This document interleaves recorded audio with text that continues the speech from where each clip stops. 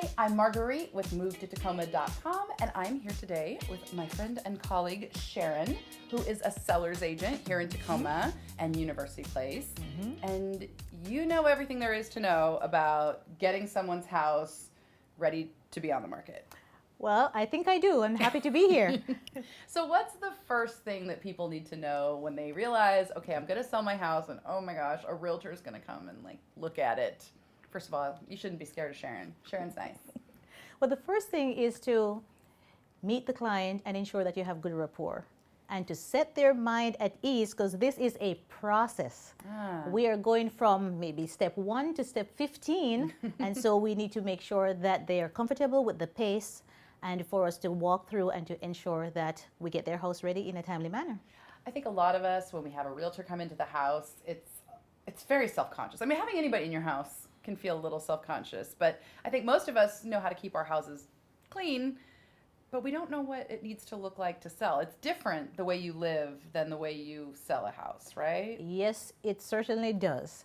And one of the things that I do when I meet with a client is to bring my checklist, because we have work to do to get that house ready. Okay. So the first thing we're talking about is the timeline. When would you like your house to be sold? And how are we going to get to meet that deadline? So I will have my checklist. I will come and do a thorough walkthrough. I look at walls, I look at ceilings, I look at the floors to ensure that we have a good sense of what is going to need to happen to get that house ready. You talk about a process, you talk about all the steps, and where my head goes is, sometimes there's big things that need to be done to the house before it can sell, and sometimes there's smaller things that need to be done. So what are the different types of things you're going to be evaluating? First question I ask is, do you know the age of your roof? How long has it been cleaned? And do you know how we're going to make sure that we get that information? Sometimes they can find the paperwork, sometimes they can't. So I recommend that we get a roofing company out to take a look at that to see if the roof is in good shape. If there's moss, there are issues with water. Very common here. So we want to make sure that that roof is looking good. And we also want to ensure that the roof has 5 years or more life on it, because a lot of lenders aren't lending if the roof is less than 5 years old in its life. Well, and I can imagine some sellers, they might be like, well, they can just buy it as it is. But what that means, if the banks won't lend on the roof, that means the pool of buyers is now very small, because it's people that don't need a bank to buy a house, which is not very many people. That is correct. So we want to make sure. So roof is a big issue for me, and I've learned over the years as I've worked with clients that is a big issue, and that can derail a transaction. Also, we're looking at renovations in the house. How does the kitchen look? Is the kitchen very old and non-functional? Well, I make some recommendations based on the client's pocketbook. How much money do they have to do repairs? Or can we just spruce up a cabinet by painting or staining it, changing out knobs? We've done that. I've done that a lot with some clients. And then it just gives a different look, a different feel for the home. And I think this is why having you out, even though it can be intimidating to have Sharon and her checklist showing up at your kitchen, I think the thing that breaks my heart is when a client calls and says, okay, I'm ready to list my house, and we just remodeled the kitchen. And I'm like, my heart just sinks. Because so often, the kitchen remodel you do for yourself isn't really necessary to get the most money to sell your house. That is correct. And sometimes you just need to do a few tweaks. Just tweak.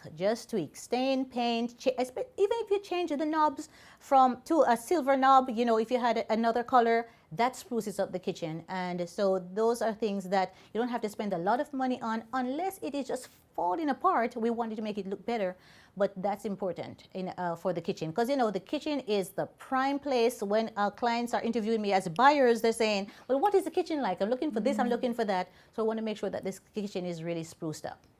Okay, so, and again, I know we're in awkward territory here, but cleaning and staging the house for buyers to come in and see. What advice do you have for sellers as far as this process? What do you think people understand really easily, and what are some of the things that they don't know they're supposed to be doing? First of all, a stage home is very different from how we live, and as realtors, we know and understand that.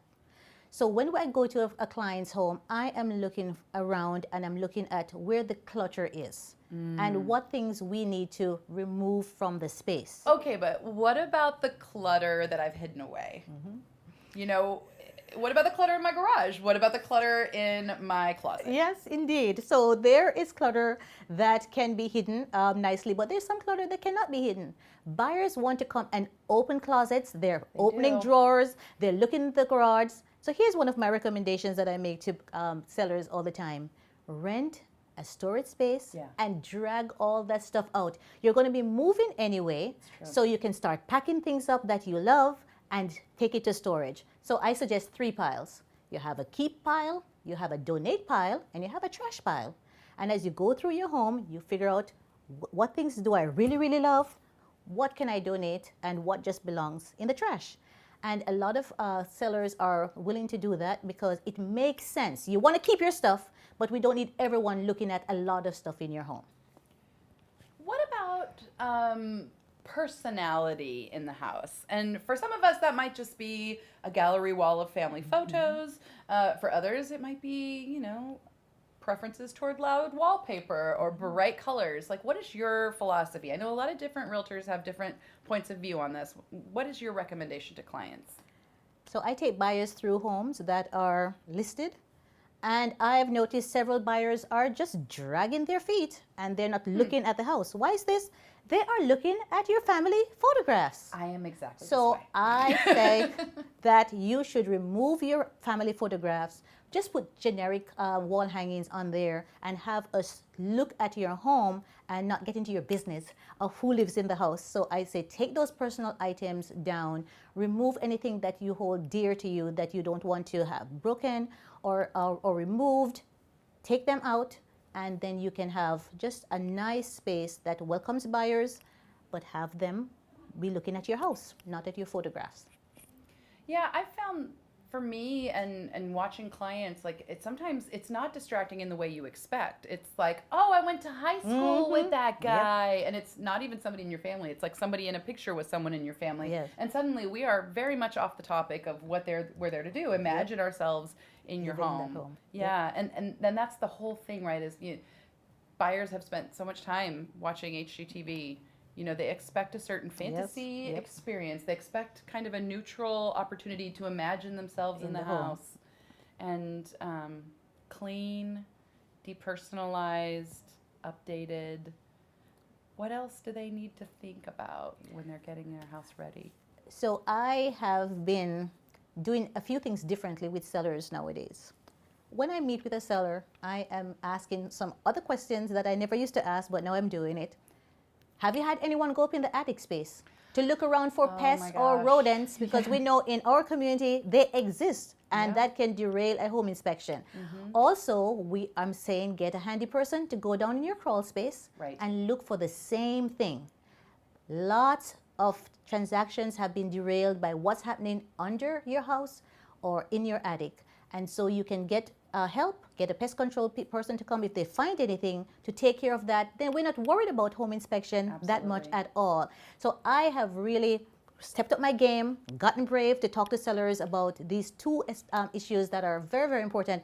What's going on in your attic? Do you hear any rumbles up there? What's going on in the crawl space? And also the vapor barrier, which is that black tarp that's underneath there, have the handyman stretch it out, tack it down, because no exposed dirt should be showing in your crawl space.